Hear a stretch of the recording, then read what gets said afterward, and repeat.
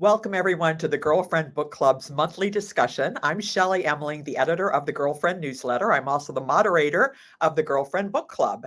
And for May, you guys, the 60,000 members of the Girlfriend Book Club, chose The House in the Cerulean Sea.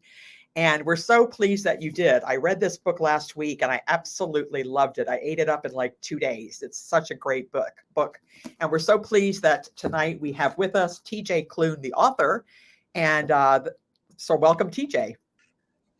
Hi, thank you so much for having me. It's great to be here. I appreciate it. I meant to call you a New York Times best-selling author, so sorry about that. This is totally fine. Like when I go to events and I'm doing panels and stuff like that, and they read off my bio and they read off all that kind of stuff, I'm like, it's okay. It's fun. You don't need to know that. I know it. That's totally cool, but we don't need to talk about it all the time. Well, I was going to say you have written a lot of books and series, including Under the Whispering Door, which a lot of people know in the Girlfriend Book Club. What sets this particular book apart in your mind from all the other titles that you've written? Well, this book was me wanting to do something different. The House in the Cerulean Sea was me wanting to try something I'd never tried before because my books before that were decidedly adult in subject matter in dealing with adult things. And with this book, I wanted to try and stretch my wings a little bit. You know, fantasy has always been my love. It's something I read as a child. It's something I continue to read as a 40-year-old adult. And there's just a safety in fantasy because you can make the world however you want it to be. You can make your own rules in fantasy. You don't have to follow the rules that contemporary fiction has to follow. And this book was written at a time in 2018, 2017, 2018, when the world was in a very weird and dark place. And I wanted to counteract that with a book about kindness and empathy and joy and perseverance. And little did I know that when the book came out in March of 2020, that it would be in a much different, the world would be in a much different place than it was when I started writing it. But what I've heard constantly over the years is how this book came out at exactly the right time, exactly when it was supposed to give people hope. And more than that, even to give people an escape from the world that just continued to punch down on almost everyone. Well, I was going to say that most of the time, fantasy fiction like this can be a little bit grim or dour or just not that happy and hopeful. And this Mm-hmm. certainly is. So, did you purposefully, you obviously did then, you went into this thinking, I want to make a fantasy novel that is hopeful and offers, something positive to the world. Right, because the book at its heart deals with the idea of otherness. That if you have something, especially when dealing with children, if you have what you perceive to be an otherness inside of you, something that sets you apart from your peers, it can make it very hard to relate to your peers because you don't think you have anything in common. And that's coming from personal experience. I was a queer kid with undiagnosed ADHD growing up, coming of age in the 90s in rural Oregon. And this was I don't want to say post AIDS crisis, but it was, in a time when queer people were dying and there wasn't a lot of help or a lot of support and a lot of love coming from the community. And so, or for the community, I should say. So with this book, not only did I want to write a book about empathy and kindness, but I also wanted to give queer people like myself the right to be the hero of their own story that did not have to deal with queer trauma, that did not have to deal with coming out, that did not have to deal with homophobia. It dealt with this person, Linus Baker, whose queerness was just part of him. That wasn't his defining feature. It was just part of him. And through that lens, we're able to explore this world in which bigotry is alive and well, but it has to do with magical beings. And knowing I was going to be dealing with bigotry, I wanted to make sure that I gave that the respect it deserved, but also showed that no matter what happens to us, no matter what people say about marginalized communities, we're always going to be, we're going to fight back. We're going to fight for the right to exist like everyone else in a place where we can be loved and accepted. And that is something that I hope people take away when they finish the book. So, when did the idea for this book pop into your head? Because it's you've created such a world and you can really see it when you're when you're reading it, did you bounce this idea off somebody first and then start writing it, or did it pop into your head one day when you were watching a particular movie or something? Or Well, for me, writing has never been a collaborative effort in terms of when I'm writing, first drafts and everything like that, because I've never been one to talk about my stories in the middle of it because to me, it's almost superstitious. I want to keep that to right, myself. I want to keep this world I'm creating. But funny story, this originally, the idea for the house in the Cerulean Sea wasn't necessarily going to be about children. It wasn't going to be a family centered story. I had an idea of doing something with magical beings facing bigotry, and then when you start hearing all of these proceedings and legislative hearings and all of that about, and I'm going to speak specifically of what I know, is about queer people, about trans people, especially as of late, we're seeing all these hearings where people are talking about these things as if we're not right here, as if we don't exist, as if we can't speak for ourselves. And that's the thing that has always frustrated me, especially in the last few years when we're seeing this idea of book bans and book challenges rising in this right, country. And the idea is that it's supposed to protect the children. Why is nobody asking the children what they want? right, Why is nobody going to young people and saying, this is what we're trying to do? Do you agree with this? And see what they say. right, Kids are kids, yes, and they need to be protected. But the idea that they can't have input, the idea that they should not be using their voice to speak out against systemic bigotry or change or anything of that nature is ludicrous to me. Children, especially the young people coming up in our country today, they are so much smarter and savvier than we give them credit card for. They are much better off and much smarter and savvier than I was at their age because they have the entire world at their fingertips. Why aren't we asking them what right. they want? And I think that should be something that we all need to consider. If you're trying to take something away from a group of people, why aren't you talking to that group of people about I have 3 kids, and I know they're savvier than I was at it? that age, Yeah, absolutely. for sure.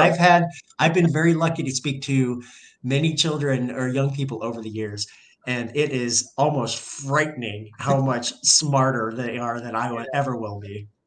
So the characters, obviously, the two main characters, Arthur and Linus, are at the heart of this book, and they are so important and special. But there's other characters like Lucy and Helen, even that play a role in this. Was there any character or any scene or section of the book that was particularly hard or challenging for you to wrap your head around or to write?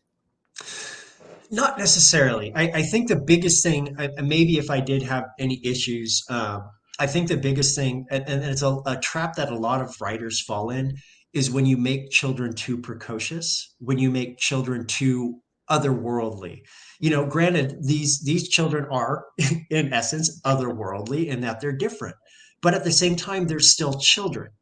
They should still sound like children. They should still talk like children. What I love about kids is they don't yet have the filter that comes with age. They don't have that cynicism that happens when you get older. And they say anything that's in their head, whether or not it's completely bonkers or not. And I just find that absolutely endearing. And that's something that we should be supporting. That's something that we should be telling the children, keep going, keep doing this. I did not grow up in a house like that. I grew up in a house that said, be quiet, stop talking. I grew up in a house that made fun of me for reading, for wanting Oh, to wow. write. So I know how it feels to be in that position, to be in some of the situation that the kids I've written about are in.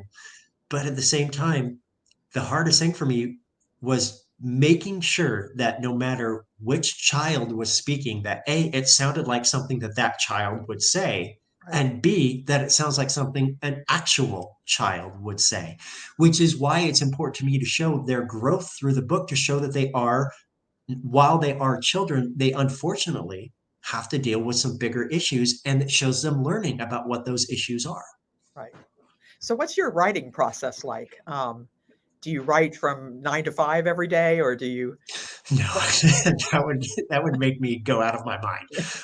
I do write full time. I've been a full time writer since 2016, and my days, people, when they think, oh, full-time writer, he must write a couple of hours and then get to lounge for the rest of the day. I am busier now than I probably have ever been.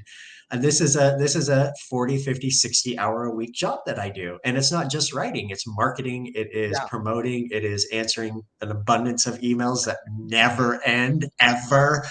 But writing is my favorite part. Writing is my love, my life. I love it.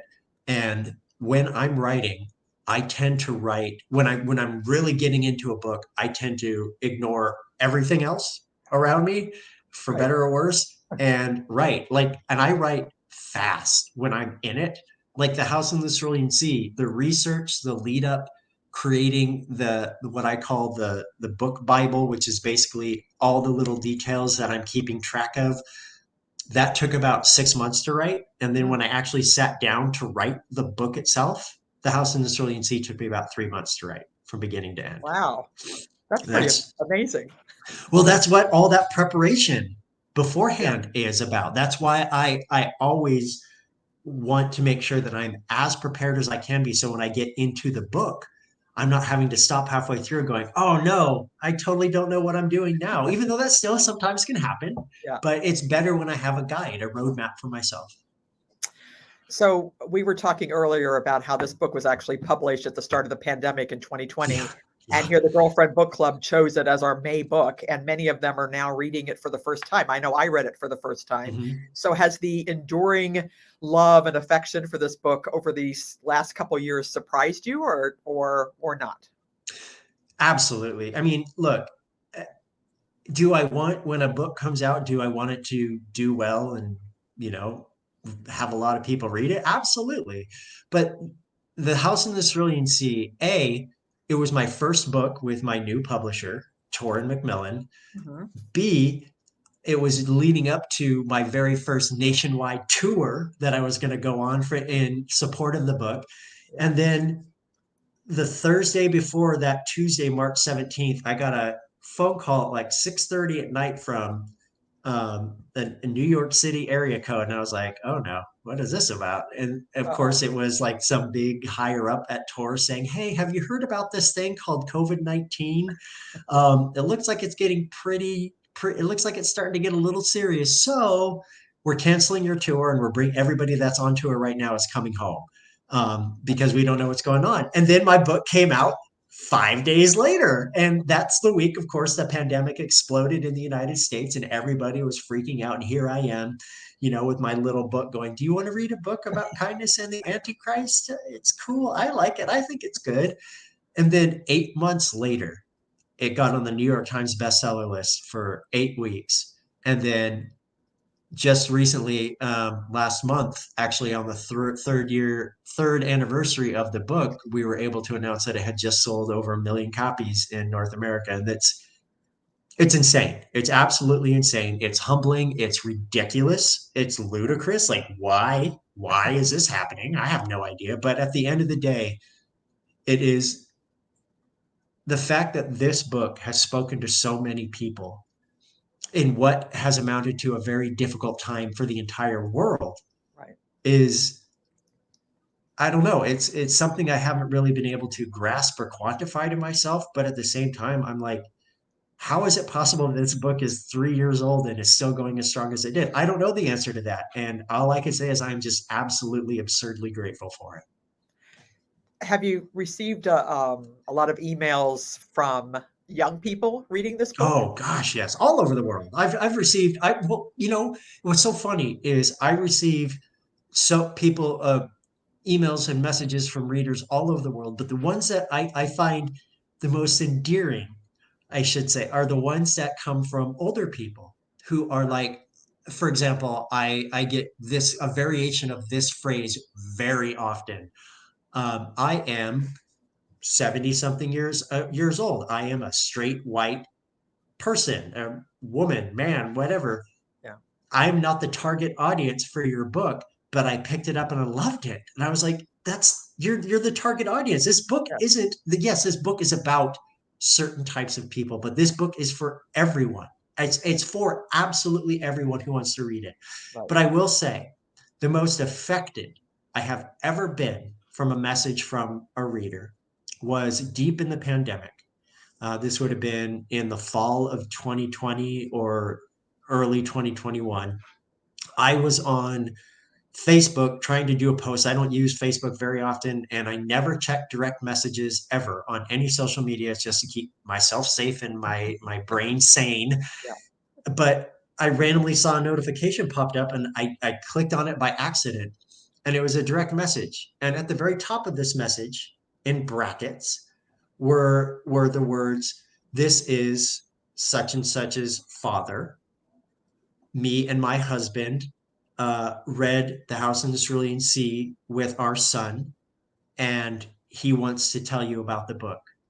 So what followed after this was this huge block of stream of consciousness words from an 8-year-old boy who had read my book and was essentially giving me a book report on my own book. And at the very end of this wonderful block of text, he wrote, "Would you like to see my Chauncey costume?" And I, forgetting I was talking to an 8-year-old child, wrote back, "Hell yes, I want to see your Chauncey costume." And of course, I apologized. The father said that was all right. And what followed was this, and this is what stuck with me. This boy said that he loved The House in the Cerulean Sea because he hasn't been able to see his friends in a very long time because of the pandemic, and it's been making him feel very sad. But when he read The House in the Cerulean Sea, it didn't make him feel sad anymore because he felt like he had new friends. And then Wow. his Chauncey costume appeared. And this, if you've read the book, you know that Chauncey is a green blobby boy of undetermined origin. Yeah. And so this child in this picture for his Halloween costume was dressed head to toe in green body spandex. He had put little suction cups on his arms for Chauncey's little for suckers that he got there. And then on top of his head, he had painted 2 paper towel roll holders, put those on top of his head, and then put golf balls for the eyes with little eyes drawn on them. And I I know that that sounds like, okay, it's a kid in a costume, and granted, it's cool. Yeah, you dress up like one of your characters. It was that in combination with the fact that he said that these characters didn't make it helped him feel not so alone Yeah. was one of the most profound things I have ever heard from a reader, and coming from the mouth of a child.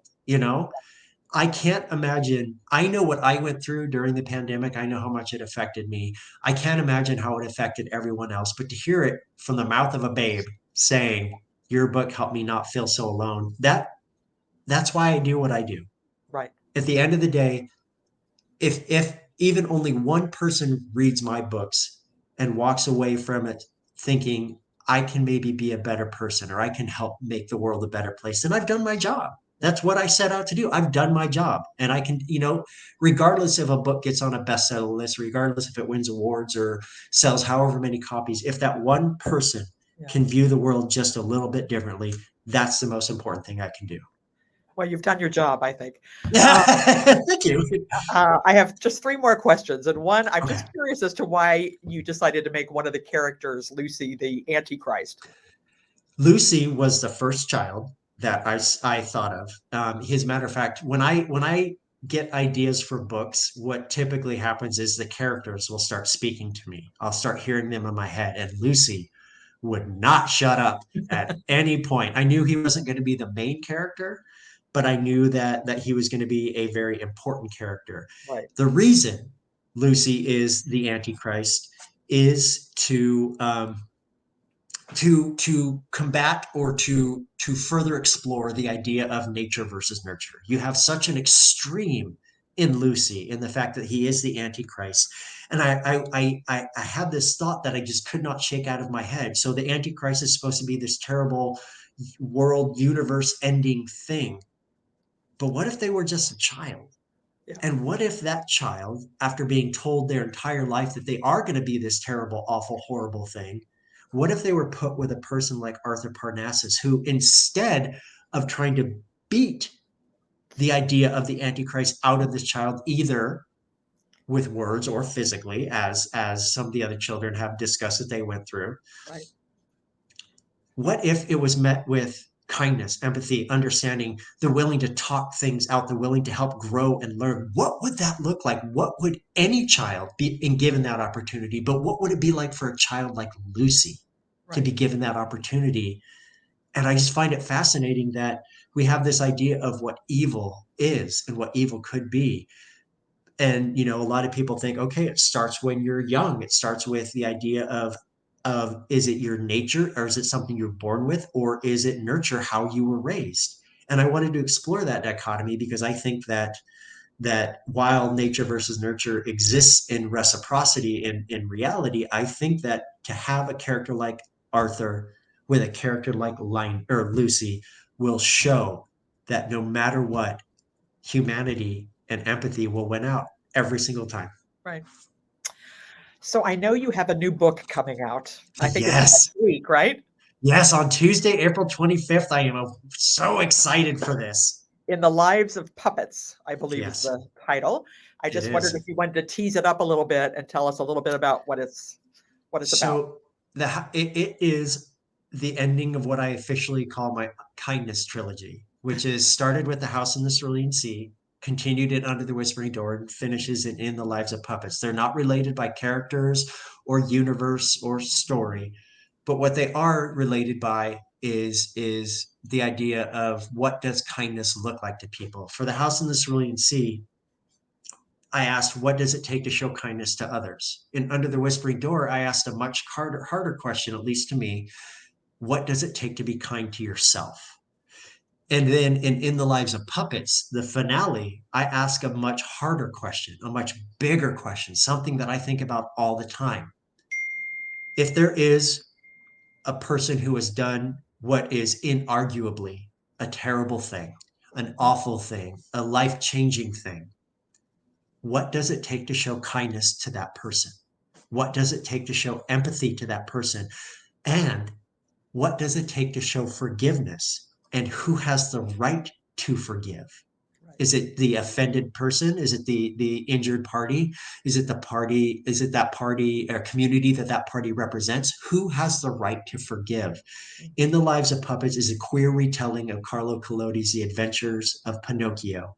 But instead of dealing with puppets and puppetry, it is a very prescient story, as we're hearing lately, because it deals with machines and what advances in technology would look like. But at its center, it is still about a family, this time a family made up of spare parts. You have Geo, who is the father-like inventor figure. You have Rambo, who is the Roomba vacuum with social anxiety. You have Nurse Ratched, who is a sociopathic nursing machine. And then you have Victor, their human. Oh, And what happens when this group, this family, finds a decommissioned android with a deep and dark history, wow. and what that adventure takes. At the end, I hope to answer one question: what does it mean to be human? And you'll have to see what happens, what I I can't think. wait. I can't It's wait. it's a great, wonderful story full of adventure and heart and a neurotic vacuum cleaner. I Before the last question, I did want to ask you, you said you've been a full-time writer for a number of years. What did you do before you were a full-time writer? Oh my gosh. So I was for 10 years, I was a claims adjuster for an insurance company whose lizard commercials you probably all know and Oh my gosh. love. Yeah. My job was if you were in a very bad car accident where somebody died, or you were seriously injured, or you seriously injured someone else, or you're getting sued because of a car accident, guess who's your guy? Guess who you talk to at the company? And I will say Okay. that the most soul crushing compliment I have ever received in my life was being told by a higher up at this company that I was very good at insurance. And that, to hear something like that, I know it's intended, and I took it in which the spirit is intended, at least outwardly, but inside I was like, no, Can't be happening. why? Why? And then, not saying it's related, but 3 months later I quit. That's a great story. So finally, I always ask authors that I interview that when you're not writing, what do you love to do for fun with your friends? I love being outdoors. I live in Northern Virginia, about an hour south of Washington D.C., and I live in a small town. And I love being in nature. I love being outdoors. I can take my dog and disappear into the woods for hours and hours and hours and find my way back at some point. But I love being outside. I love nature. And I think that that shows in my books. I am a very sensory driven writer. I want my readers to feel everything about Right. this world that they're in, smell, taste, touch, hear, all of that. And that's because I love going out into nature, into a forest, and just listening to everything. That's amazing. That's great. I have an apartment in Old Town Alexandria, by the way. So Oh, I'm okay, yeah. So yeah, I live in Fredericksburg, Virginia. So yeah, that's where a I am. very dog And friendly place, I have to oh, say. So. absolutely it is. And I wouldn't be here if it wasn't. Well, thank you so much for joining us tonight, TJ. Everybody that's in the book club, please stay in the book club. So I'll be posting about 6 conversation starters so that you guys can discuss the book amongst yourselves. But TJ, as you know, I mean, it's you knocked it out of the park with this one. So thank you so much. Thank you very much. Like I said, I devoured it in a couple days, and I love the cover. It's beautiful. So That's by Chris Sickles, in that cover. And something about all my covers for those books is those are real. Those are 3D made sets. He's an artist, not in the sense that he digitally draws everything or he right. paints or anything like that. He actually builds models. So everything you see on that cover is real. The ocean, the sun, the sky, and then he photographs it. Huh. And That's for amazing. example, the cover for the Under the Whispering Door, it shows the tea shop. I Yeah. actually have that tea shop sitting on my desk because he gifted it to me, and it's Wow. wonderful. His work is beyond measure. We are all so very lucky to be able to live at a time where Chris Sickles with Red Nose Studios makes the art that he does. All right. Well, thank you so much. That was great information and so delightful to talk to you, TJ. And I can't wait to get your book next week. Yeah, me too. Thank you so much. So thanks, everybody. Good night.